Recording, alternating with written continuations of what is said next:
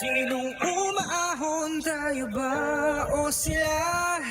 Mga ngiti nila habang nakalubog ka pa sa napuntang bulsa. Pinaghirapan kong mga barya, binubulto na ng mga pangako ko.